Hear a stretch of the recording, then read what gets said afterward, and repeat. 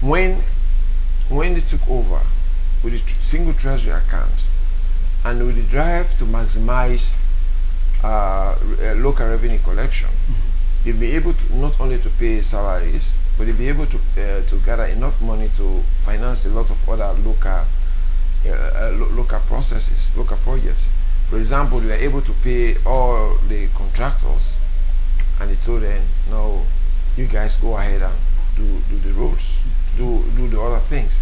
You'll be able to put money into a lot of other social services. And I mean, that's good. Having your own money, the most important thing is that when you have your own money, you can use it the way you want to, without going to conditionalities.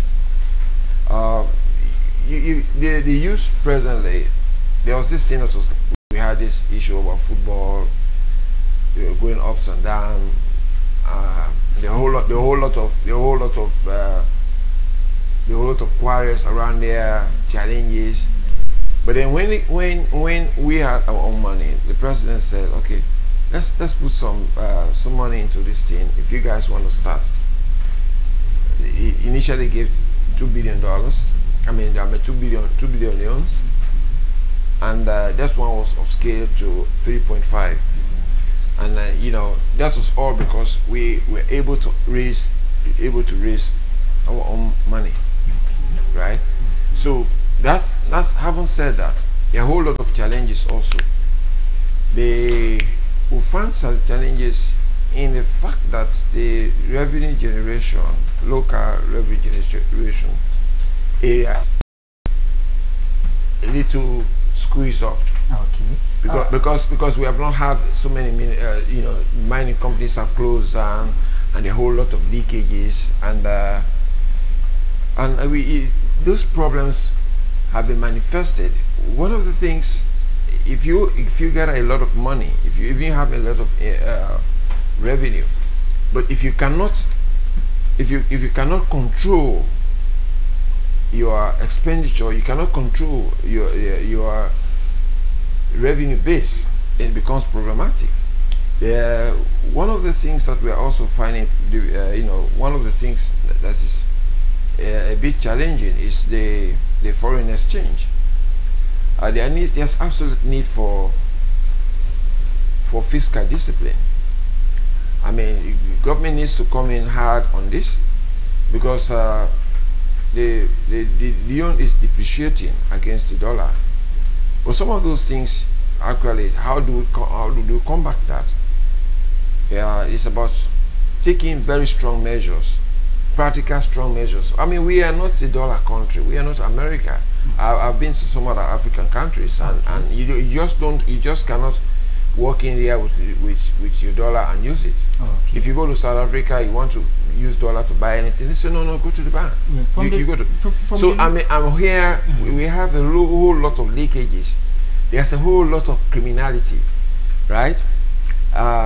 Those are the things. Those are the challenges. Government needs to scale up on that, create more jobs. I mean, not government will create the enabling environments, but then also ensure that the mining companies, the extractive industries, not just the mining company, extractive industries bring in a lot of money also. They should repatriate some of the money they get from the sale of their proceeds, and also do value addition. We've been sending out raw materials for a very long time, and in some other coalitions that we have, the NACE, National Advocacy Coalition on Extractives, we've been going down for a long time asking for value addition. Value addition, we should not be just sending raw materials out, bauxite, iron ore, rutile, and even diamonds, uncut, gold dust. That doesn't happen. So what we've been asking of is value addition, which will bring in money upstream, right? And that one will also bring in a lot of employment. Okay. You see, and we have SMEs, small and medium enterprises. We've done some research on that. I'll tell you that is it's actually it's sad to say that the finance base of our SMEs is so low, in this country as compared to other countries. And the small and medium enterprises are the ones that bring in money for the local people. But then also the finance base is low because the interest rate is very high in this country. It's really, really high. And the government has to do a lot of thinking around that and empower our local people, our groups, our youth, finance them, train them in skills that are needed by large corporations. Building the middle level exactly. Building that, and then also equipping them to create jobs for themselves. To meet to the job market. That's it. There's one you can, being employable, but then also one of the things I also want our people to understand is that what I want government to do is that our SMEs have to be tailored around certain things. Money in the extractive sector is in goods and services. What do we mean by this? Goods and services. Services. In the employment, if you need somebody to fill this position, no matter how you talk about local content, if the person does not have the requisite qualification, there's no way except you go and look out for some expatriate person. But if you train people and tailor them around those services, then they have no other excuse other than take those who employ those civilians. The service, the goods. Our goods are not up to standard. The SMEs do not provide the things that the companies need. Okay. That's what should actually happen. So these are some of the things. The trainings, our training ability should be tailored in a way that it should meet the modern day, this new generation. There are moves on this. I see this, So you are now profiling solutions. Profiling solutions that government should be doing to revive the country economy again. There is this huge leakage. I'll tell you something. You have made so many emphasis on this leakage area. Leakage. It is the factors that's responsible for the status of our country. That's absolutely. If you saw, I looked at the GTT report. Okay. And when the GTT reports came, so many people are shouting witch hunt and stuff like that. I just can't understand how people can be gullible like that.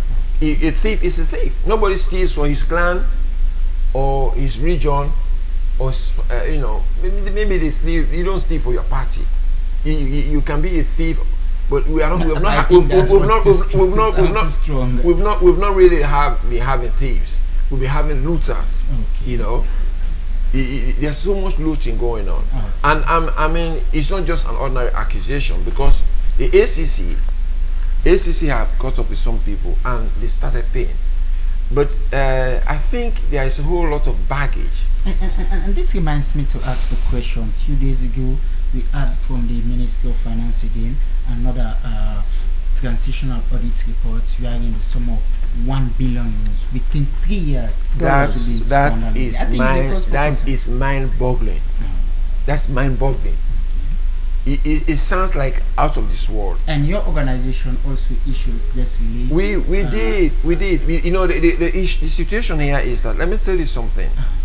There are still a lot of leakages, and the present government, profiling solutions. It has to do a lot on the side of security. Okay. Security, financial security. We are talking about the institutions, but those institutions doing their work. There is a whole lot of gaps in those institutions. So, because as a civil society, what have you done to take government to task so that those institutions do their mandate as expected? The issue is that I've listened to some people say, "Oh, they are sacking people. If they pay you and you cannot perform your job, you're not fit for purpose. Okay. Go out." Okay. You understand? Sierra Leone cannot develop on compromise alone, because there will be no peace and development without justice. Okay. I think let me only I'm coming, Mr. Amara. Daniel, you have heard from Mr. Amara. You have made so many comments regarding the country economic, and I think one good premise that he laid, people that are working in some of these financial institutions are not working as expected. Are you agree or disagree with him? Thank you very much. Not just financial institutions, Okay. right across, plurata, all right? I think what BO's, administration has come up with is, like he was saying, it's a novelty in the first instance by giving the ACC the will, the free hand. You lavish so many praise on this government. That's the reality. Okay.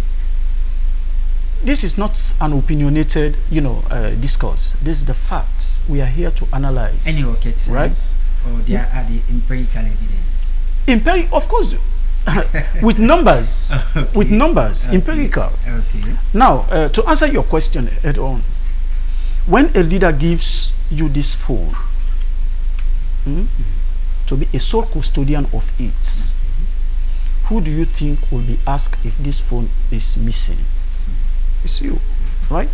And therefore, he has chosen the commissioner for ACC, and he has given him the latitude to do his work.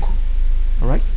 Now, what that tells you, that is to say, no political interference. Before now, when they arrest Daniel, Daniel will take his phone and call Mr. Amara, and Mr. Amara will say, Mr. Bar, leave Daniel.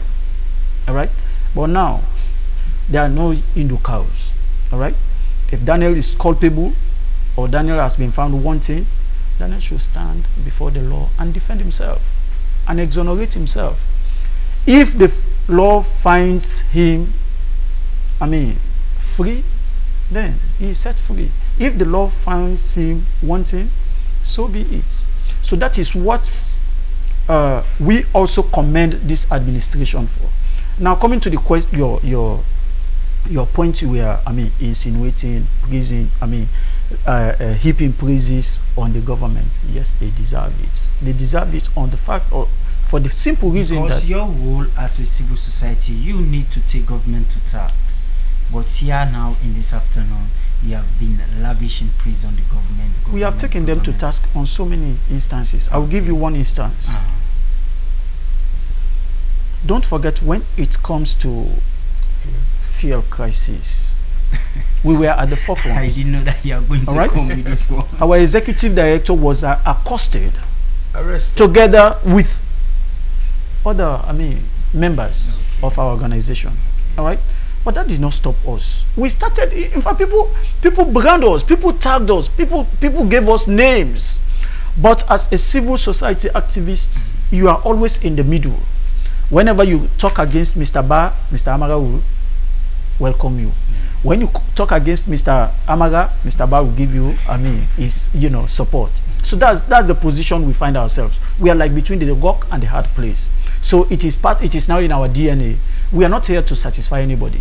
We satisfy the people of Sierra Leone and our consciences. Okay. And that is what we are working for. Okay. But on a very serious note, in terms of corruption, this government is serious in tackling corruption or curbing it, or if not eradicating it, but to ensure that it is minimized. So what percentage will you give them for now?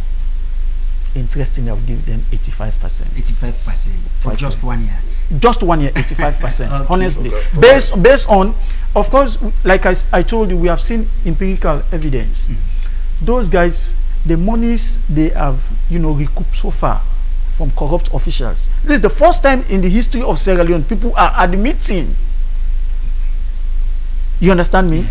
To their own wrongs. Before now, people will go and sit, in radio stations, television stations, defending their wrong, acts. Now people will go and admit that indeed I haven't paid tax for this clearance, indeed I have embezzled this, indeed I have made this, but I am now ready to repay. So that tells you that indeed corruption has been very much. That is Daniel Pewa from the Native Consortium.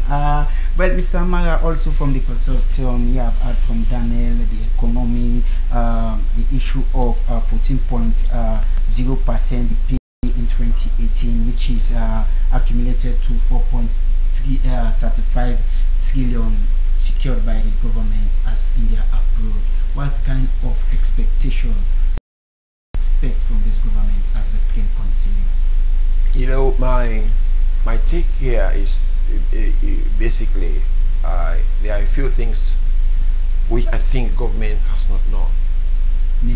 Namely, the issue of financial probity, in financial intelligence also.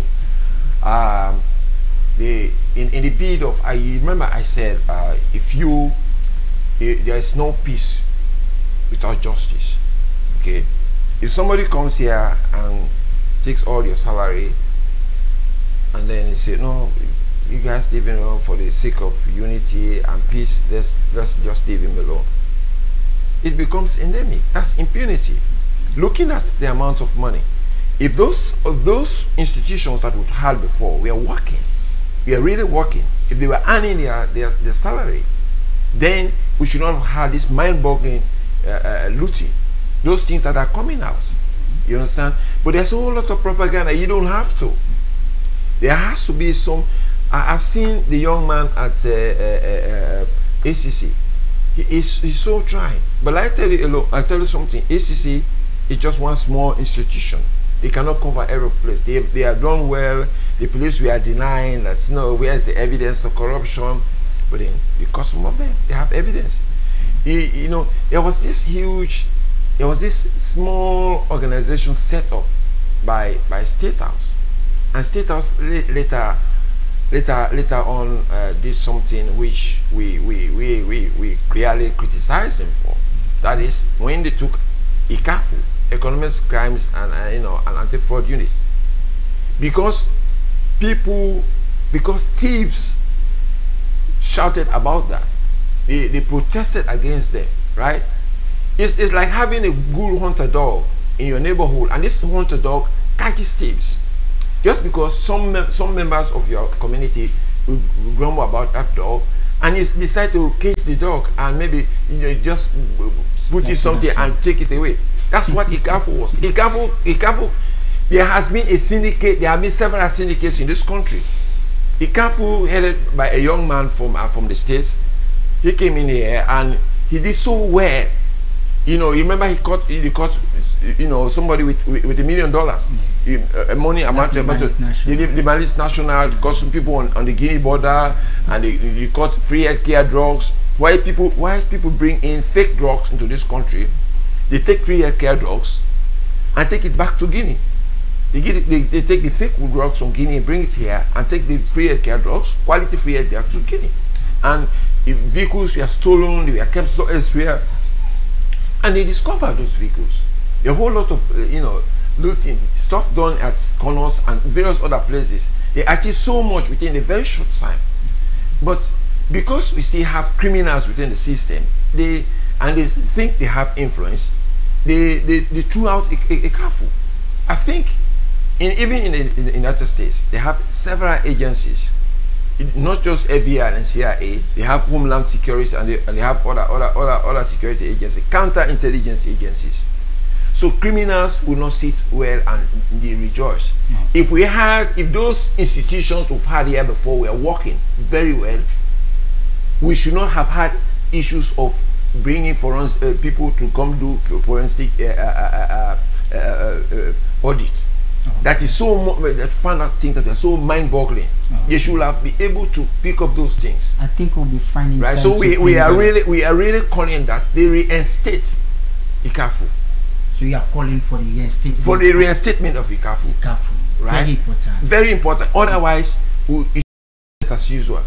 When you remember when by the time they left, when ICAFU left, right?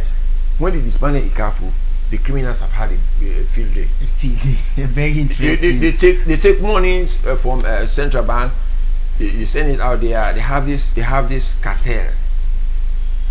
When it reaches the commercial banks, they just take it and give it to the dollar boys to go back on the streets. They have the vicious circle of criminality. Oh. So the issue is that the Bureau administration has to up its game if you want to maintain and improve on this thing.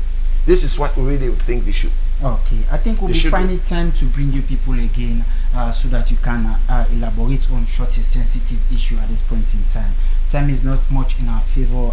We do sorry about that. But before we go in few minutes or seconds, in few seconds, Daniel, what will be your roundup statement here this afternoon? My roundup statement will be the educational sector, Okay. especially the universities.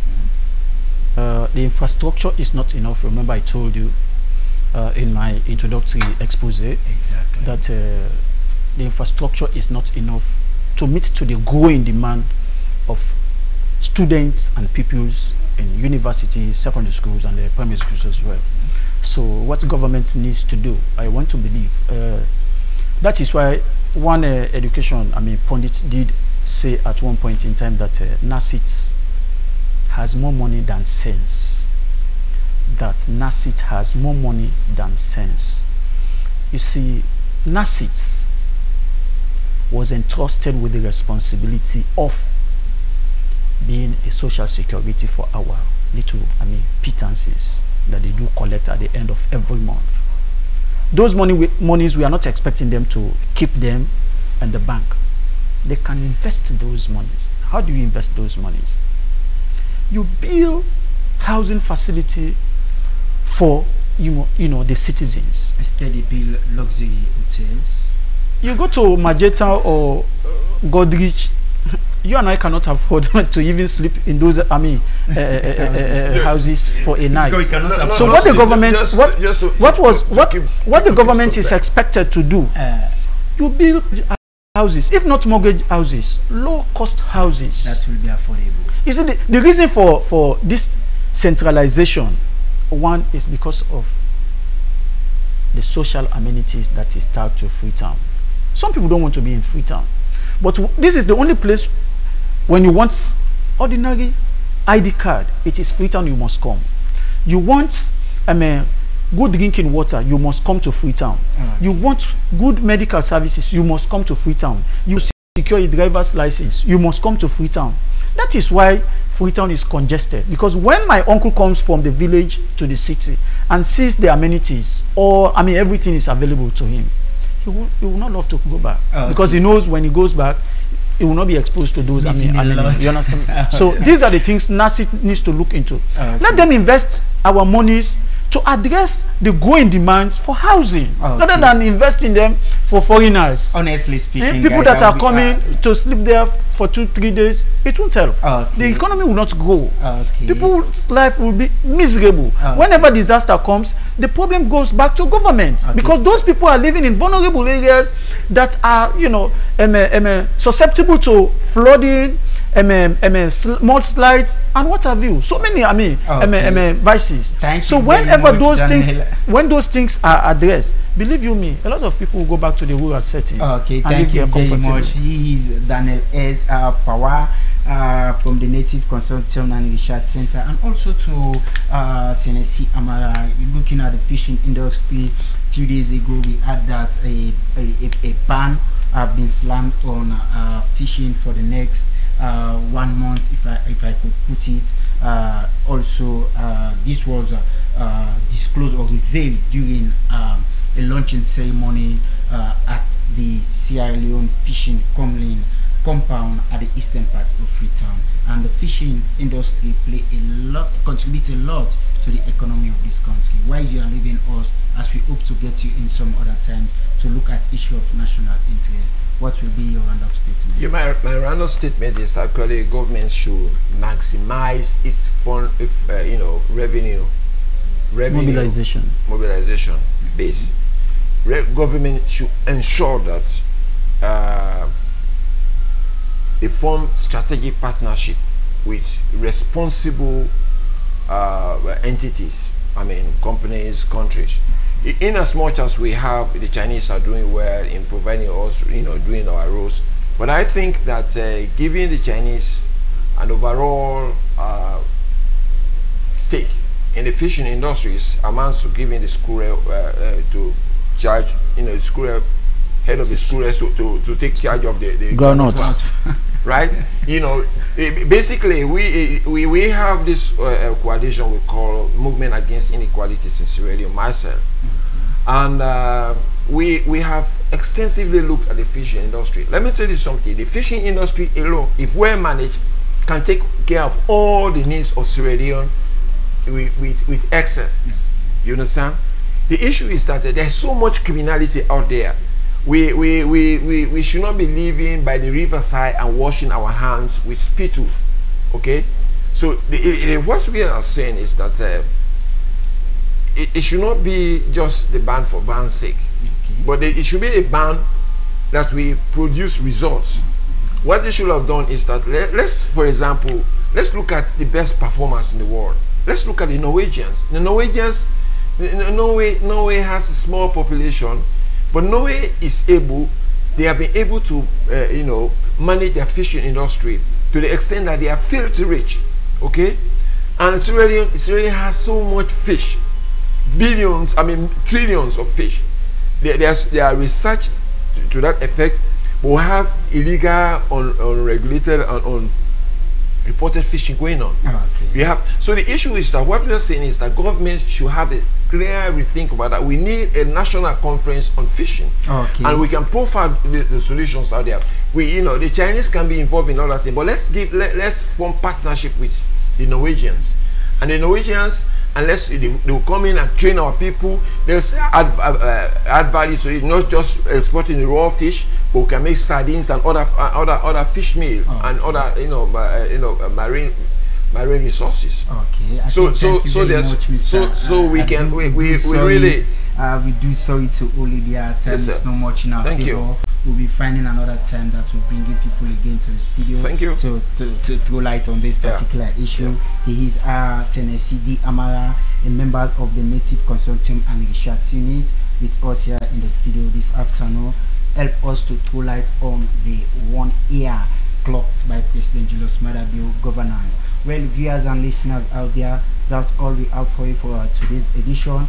But hope to continue to look at this particular issues surrounding the development of this country, courtesy of this program, The Views, that comes up to you Monday to Friday, 12 to 1 p.m. And today, because of the importance of the 1 year spent in administration by the President Julius Maada Bio government, we decide to extend it. On behalf of the production team, let me extend my thanks and appreciation to my guest here, Daniel, and that of Amara, for being with us here this afternoon, and also to viewers and listeners out there that also be part of the program. Say thanks and appreciation to you. Hope that you will continue to stay with FTN and Freetown Radio 90.4 FM, because we have a lot of interesting programs that comes up. On behalf of the production team, Claude Atey Roberts, my able producer, and Mori Kuruma, and our studio engineer, General Focus, and his backroom staff, Ibeniza Lee, Mohamed Lamin, Kamara, and the rest of the other guys, we also extend our appreciation for the work done here this afternoon. Till we meet again tomorrow at 12 for another edition of this your lovely program. Have a nice day. Stay tuned, stay fit, and continue to be part of FTN. Good afternoon.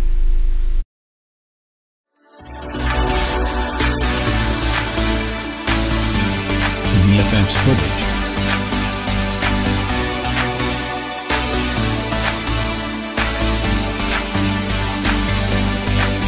VFX footage.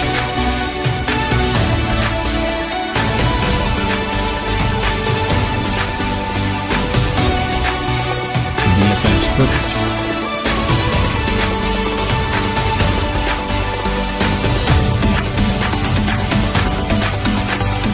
VFX footage.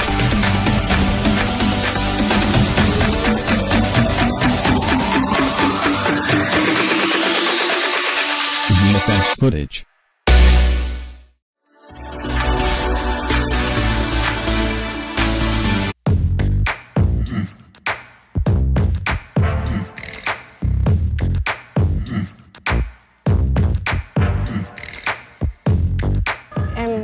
You know they?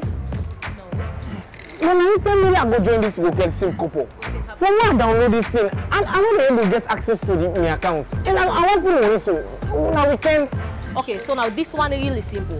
You don't go to the bank? No. Okay. Now go to the bank, let them update your account.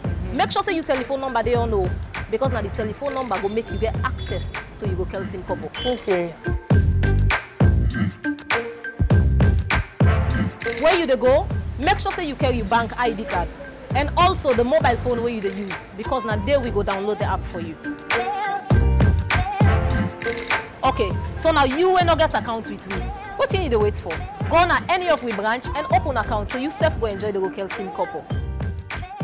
Rokel Commercial Bank will make life better for we all.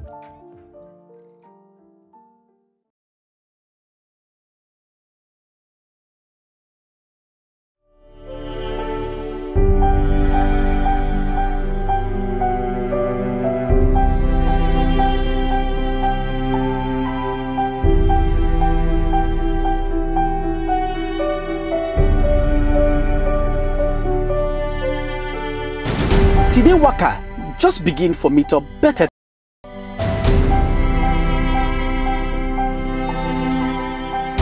For as long as we dey keep for work on we self, we go most bring out we best. We own best in how we can come near the people and things them we matter to we. We dey look for experience where they connect we any side and they give we sense altered.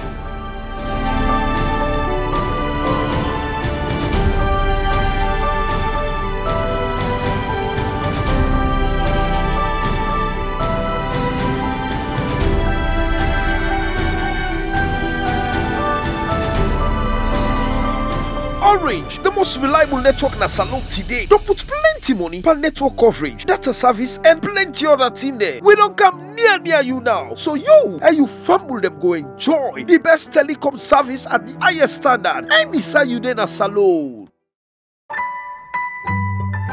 Orange.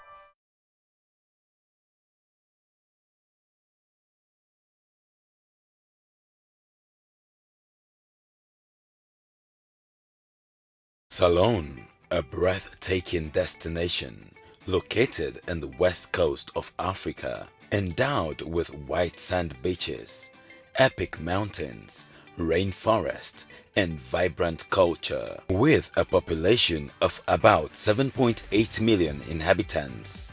In 2016, Orange was born in Sierra Leone.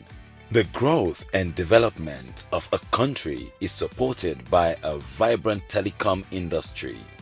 We're proud to mention that the people of Sierra Leone have woven true love with the internet, which is used everywhere, every time to communicate, entertain, and learn. Orange Sierra Leone quickly realized that the price of data, which was at 225 leones per megabyte, and the quality of network provided by the actors since 2015 could not support a sustainable digital development. We invested in a stable and high-quality internet with national coverage. We then took the lead to restructure the internet portfolio of Sierra Leone by reducing the price by half between 2017 and 2018. This was followed by competition. Today, our catalog and network are plebiscite by our customers and partners, which we are very proud of. Our customer database grew by 25% during the past 2 years. We are the first to introduce in the market the Night Caller, unlimited data experience all night, 7 days a week from 1 a.m. to 5 a.m. Unlimited night pass of internet browsing. We have the most affordable smartphones catalog with dual SIMs. Today, we're further increasing our user experience with 67% more data, as well as addition of 2 new bundles of 17 GB and 30 GB.